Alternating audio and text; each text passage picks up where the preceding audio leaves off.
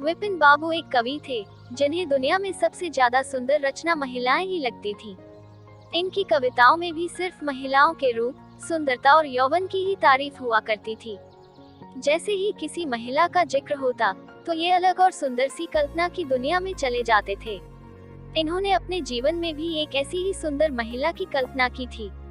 विपिन बाबू के मन में था कि उनकी पत्नी फूल सी कोमल, सूरज जैसी चमक, कोयल सी आवाज और सुबह की लाली से शोभित हो।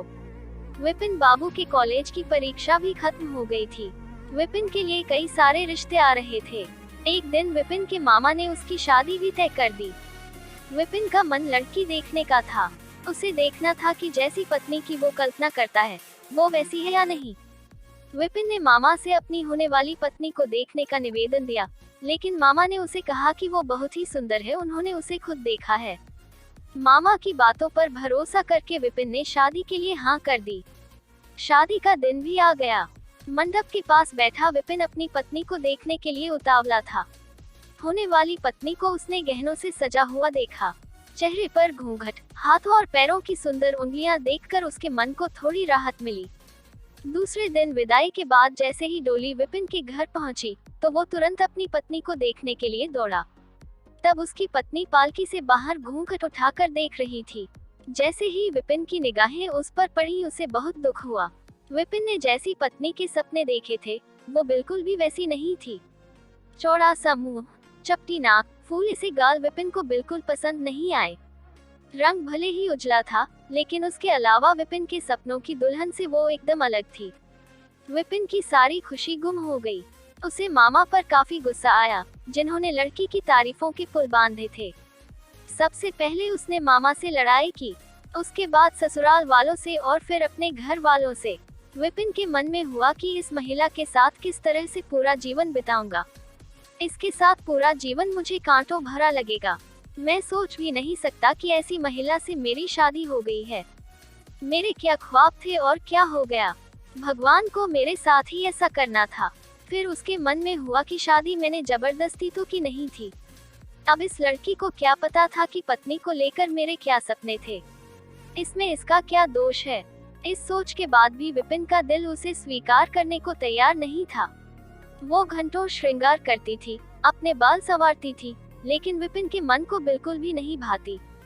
विपिन हरदम उससे दूर भागता था और उसकी पत्नी पूरे भाव के साथ उसकी सेवा करना चाहती थी। होते होते विपिन घर में पल भर भी नहीं टिकता था। जब भी विपिन की पत्नी आशा उससे कुछ बात करने की कोशिश करती, वो उसे दो खरी खोटी सुना देता। विपिन रोज दोस्तों के साथ बाहर जाता और पत्नी घर में उसका इंतजार करती रह जाती। काफी दिनों के बाद जब विपिन घर खाना खाने के लिए आया, तो आशा ने कहा कि आप मेरी वजह से घर में रहना ही छोड़ देंगे क्या। विपिन ने मुंह मोड़ते हुए जवाब दिया, घर में ही तो रहता हूँ, बस आजकल नौकरी ढूंढने के लिए ज्यादा दौड़ भाग करनी पड़ रही है। आशा ने कहा, मैं खूब जानती हूँ कि आप घर में क्यों नहीं टिकते हैं। आप किसी डॉक्टर से बात करके मेरा चेहरा वैसा क्यों नहीं बना देते जैसा आप चाहते हैं। विपिन से चिढ़ते हुए कहा, क्यों तुम बेवजह फिजूल की बातें कर रही हो। तुम्हें यहाँ आने के लिए किसने कहा। उसकी पत्नी ने पूछा, जब आपको किसी चीज से परेशानी है, तो उसका इलाज भी करना होगा ना। विपिन बोला, भगवान जिस काम को नहीं कर पाया, उसे मैं कैसे कर दूंगा। गुस्से में आशा कहने लगी, इसके बारे में आपको सोचना चाहिए कि भगवान ने जो किया है उसके लिए मुझे सजा क्यों मिले। हर तरह की सूरत वाले लोग दुनिया में हैं, लेकिन उनके पति ऐसा व्यवहार उनसे नहीं करते।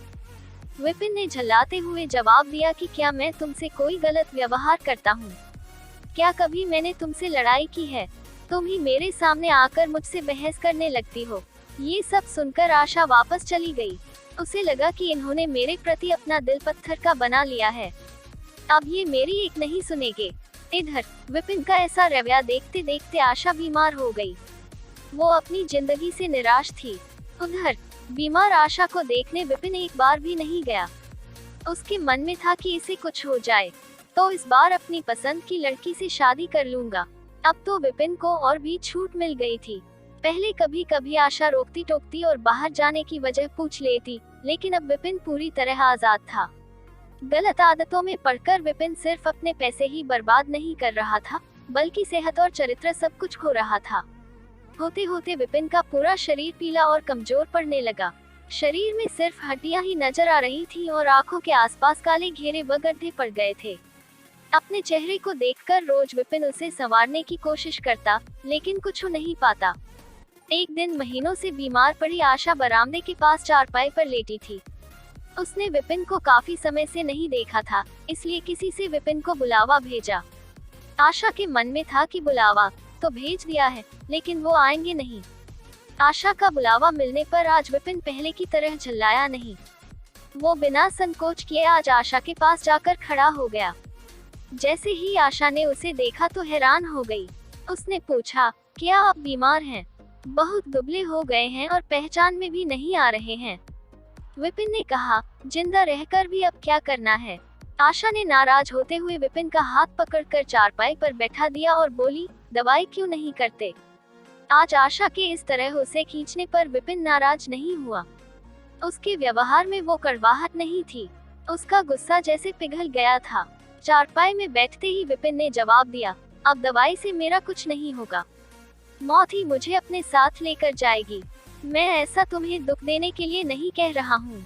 मैं भयंकर रोग से ग्रस्त हूँ और अब मैं बच नहीं सकता। इतना कहते ही विपिन चारपाई पर बेहोश होकर गिर गया। उसका पूरा शरीर कांपने लगा और पसीना पसीना हो गया। विपिन की ये हालत देखकर महीनों से बीमार पड़ी आशा झट से बिस्तर से उठ गई। वो पानी लाकर विपिन के चेहरे पर मारने लगी, लेकिन उसे होश नहीं आया। शाम तक विपिन का मुंह टेढ़ा हो गया और शरीर में कोई हरकत नहीं थी। ये लकवा था जिसकी चपेट में विपिन आ गया था। इस रोग में बीमार आशा ने विपिन की खूब सेवा की। लगातार 15 दिन तक विपिन की स्थिति नाजुक बनी रही। दिन रात एक करके आशा द्वारा की गई मेहनत रंग लाने लगी।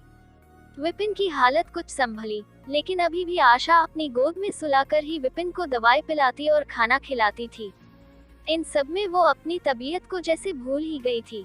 शरीर बुखार से तपता था, लेकिन उसे विपिन की स्थिति के सामने खुद की सेहत कुछ भी नहीं लगती था। अब विपिन के दोनों पैरों में थोड़ी ताकत आने लगी थी। होते होते 4-5 महीने में वो अपने पैरों पर खड़ा होने लगा, लेकिन उसका मुंह टेढ़े का टेढ़ा ही रहा। उसके चेहरे पर पहले जैसी रौनक भी नहीं रही। एक दिन अपना चेहरा शीशे में देखने के बाद विपिन ने कहा कि मुझे भगवान ने अपने किए की सजा दी है। आशा, मैंने तुम्हें सुंदर नहीं माना और आज देखो मैं कितना कुरूप हो गया हूँ। अब तुम भी मेरे साथ वैसा ही व्यवहार करो जैसा मैं तुम्हारे साथ किया करता था। आशा ने हंसते हुए पति से कहा, आप मेरी आंखों से देखेंगे तो पता चलेगा कि आप में कोई अंतर नहीं आया है। आप पहले जैसे थे अब भी वैसे ही हैं। विपिन बोला, अच्छा, बंदर जैसा मुंह दिख रहा है और तुम कहती हो कोई अंतर नहीं आया है। तुम्हें मालूम है न, भगवान ने मुझे मेरी करने की सजा दी है। सबने खूब जतन किए, लेकिन विपिन का मुंह सीधा नहीं हो पाया। पति के पैर पर खड़े के कुछ समय बाद ही आशा ने घर में पूजा रखी, क्योंकि उसने भगवान से विपिन के लिए मन्नत मांगी थी। पूरे मोहल्ले के लोग विपिन के घर में जमा थे। भजन संगीत चल रहा था। तभी आशा की एक दोस्त ने उससे पूछा, अब तो तुझे अपने पति का चेहरा देखने की इच्छा नहीं होती होगी, कैसा टेढ़ा हो गया है मुंह। गंभीर आवाज में आशा बोली, मुझे तो कुछ फर्क नजर नहीं आता है। उसकी दोस्त ने पलटकर कहा, चल झूठी, ऐसा थोड़ी होता है, बातें मत बना ज्यादा। फिर आशा कहने लगी, सच कह रही हूँ, मुझे उनकी आत्मा मिली है जो उनके रूप से बढ़कर है और मैं हमेशा उनकी आत्मा को ही देखती हूँ। विपिन कमरे में दोस्ते के साथ बैठा था। तभी उसके एक दोस्त ने बरामदे की तरफ खुलने वाली खिड़की खोल दी। उसने विपिन से पूछा, आज तो यहाँ कई खूबसूरत लड़की हैं, बता तुझे कौन सी अच्छी लग रही है। विपिन ने कहा, खिड़की बंद कर दो और जहाँ तक रही पसंद की बात, तो मुझे वही पसंद है जिसके हाथ में फूल की थाली है। दोस्त ने पूछा, तेरे चेहरे के साथ पसंद भी खराब हो गई है क्या? मुझे तो वो दूसरों से कम खूबसूरत लगती है। विपिन बोला, मैं उसकी आत्मा को देख रहा हूँ, वो हर किसी की सूरत से ज्यादा सुंदर है। तब उसने पूछा, अच्छा, यही तुम्हारी पत्नी है क्या? विपिन ने कहा, हाँ बिल्कुल, यही वो देवी तुल्य महिला है। कहानी से सीख, व्यक्ति की बाहरी सुंदरता नहीं बल्कि मन की सुंदरता देखनी चाहिए। बाहरी सुंदरता कभी भी फीकी पड़ सकती है, लेकिन जिसका मन सुंदर है वो व्यक्ति हमेशा ही सुंदर रहता है। ये वीडियो अच्छा लगे तो चैनल सब्सक्राइब जरूर करें, लाइक करें, शेयर करें। धन्यवाद।